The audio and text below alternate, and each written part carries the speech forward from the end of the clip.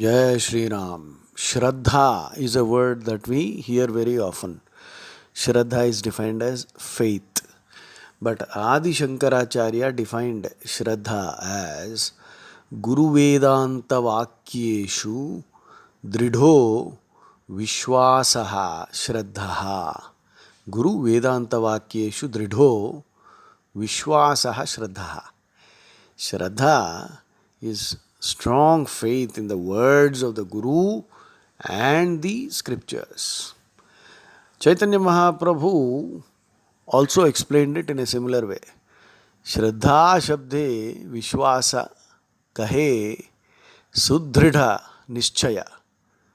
Shraddha Shabde Vishwasa Kahe Sudridha Nishchaya. This appears in Chaitanya Charitamrita, Madhya Leela 2.62. Shraddha means strong faith in God and Guru, even though we may not completely comprehend their message at the present. So, in short, Shraddha therefore means very sincerely understanding, digesting the comprehensible portions of the Bhagavad Gita and also accepting the abstruse portions with the hope that they will someday become comprehensible. Someday they will become comprehensible, at least in the future. So that is Shraddha, because in the Bhagavad Gita not all shlokas are easy to understand. There are some abstruse ones. Jai Shri Ram. So that was the definition of Shraddha. Now, let us look at this third chapter, 32nd shloka. Ye tved abhyasuyanto na anutishtanti me matam sarvajnana vimudham stan vidhinashtan achetasaha. Now, the individual meanings of some of the words abhyasuyantaha, complaining, cavilling, carping, making petty complaints. Anutishtanti, follow. Vimudhan, deluded. Achetasaha, devoid of discrimination. So Krishna is saying, those who find faults with my teaching, being devoid of knowledge and devoid of discrimination, they disregard these principles and bring about their own ruin. So Krishna is not forcing you, he is only asking you to make an attempt to follow. At least if you don't understand, follow, then you will someday understand. Believe in order to understand. And of course, Bhagavad Gita does not contain any such instructions or commands which are inherently unconscionable, inherently evil, like in scriptures of other religions, where the commands are abhorrent actually. Such things are not there in the Bhagavad Gita. So you should not have any hesitation in following some of them which you may not understand. You see, the problem with the human mind is one of the persistent defects is ego. Ego and this kind of pride. And whatever we cannot comprehend quickly, our mind begins to reject as useless and all that. So, some of Krishna's teachings, which are actually all for the welfare of the Jivatma, some people find fault in them sometimes they question, why is God asking everything to be offered to him? Is he greedy? Is he an egotist? That is asking Arjuna to worship him. So these people are actually achetasaha, devoid of discrimination, because Krishna sincerely wants us to join him. Because if you look at the Vedas, there is the parable of the two birds. Dva suparna sayuja sakhaya samanam vruksham parishasvajate tayoranyah pippalam swadvati anashnan anyo abhichakashiti. This parable of two birds occurs in all the Vedas. So, it is actually symbolizing the Jivatma and Paramatma. The two birds symbolize the Jivatma, that is you and me, and Paramatma. So, like, Vivekananda said the entire Ramayana symbolically can be understood as Sita is the Jivatma, Rama is the Paramatma. The body, our body is Lanka. and Vibhishana represents Sattva Guna, Ravana represents the Rajo Guna, Kumbhakarna represents the Tamo Guna, and Rama's signet ring, that is Brahmajnana. And who gives this ring to Sita ji? Sita is Jivatma, you and me.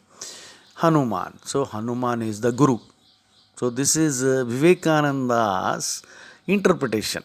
He says symbolically you can understand it like this. Not that he is rejecting Ramayana as historical. Mahatma Gandhi made that blunder. He said, that Mahabharata, at least about Mahabharata, he said this much.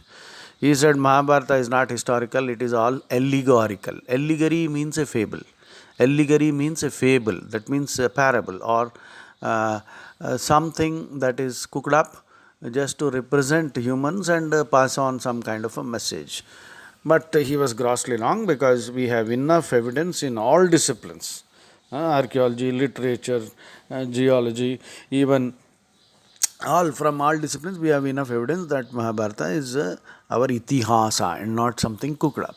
The whole country cannot be telling lies, you see. Ramayana also, events and incidents spread not only across India, it is in Sri Lanka and other countries too. So, it cannot be said that the whole country is a nation of liars who are saying all this. So, anyway, let us leave it there. So, do not be devoid of discrimination. If you do not understand some things, it doesn't matter. You start following them, because someday we will grow spiritually, and then we will understand the deeper significance. So that's what Krishna is saying. If you do not do that, then you will bring about your own ruin, and end up, rotating in the cycle of life and death. So, the shloka in the Vedas, Suparna means birds, Dva means two. Dva Suparna Sayuja Sakhaya Samanam Vruksham Parishasvajate Tayoranyah Pippalam Swadvati Anashnan Anyo Abhichakashiti. The story, the parable, the shloka actually says that there are two birds sitting on a tree. So the tree represents the world or our body. You can take it either way. So, in this body, there are two birds, the tree of this body. One bird is sitting right at the top, and it is looking down at the other bird. The other bird, that is you and me, are hopping from branch to branch and consuming the fruits. Some of the fruits are sweet, and some are bitter, and some are sour. So, all kinds of mixed reactions. And the bird on top is continuously gazing down at this bird, suggesting that you must have the wisdom to be detached and someday come up and join me at the top, because Jivatma and Paramatma are eternal verities, truths, eternities. Verity means a truth, V-R-I-T-Y. Verities is the plural. Eternal verities, according to Veda, are three: Jivatma, Paramatma, and Prakriti. There is no beginning in time, there is no ending in time. They are manifested and then they become unmanifested. This cycle of time has been accepted even by the great astrophysicist Carl Sagan of NASA. The Hindu concept of time comes closest to the scientific understanding of time. So, there is no beginning in time for three things, that is Jivatma, Paramatma, and Prakriti. So, the parable is that both the birds exist on the tree. The Paramatma and the Jivatma exist in our body and in the world. And the Jivatma is our eternal companion. The Paramatma. Krishna is our eternal companion. And he is expecting, he loves us, he wants us to come back and join him.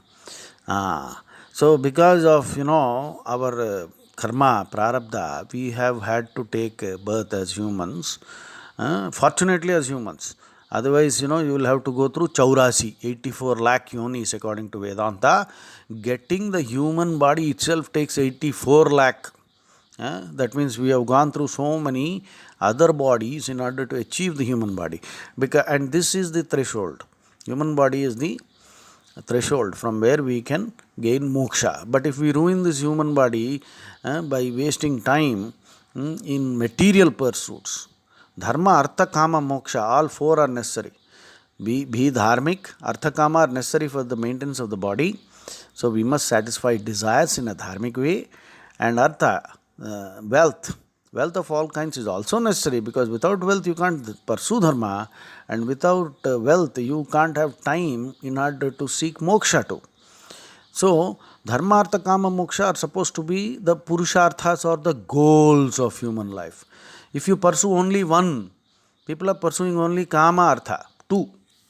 Rama in Ramayana says, if a person is pursuing only one or two of these purusharthas, it is like a person sleeping on the edge of a branch of a tree. That means he can fall off any time.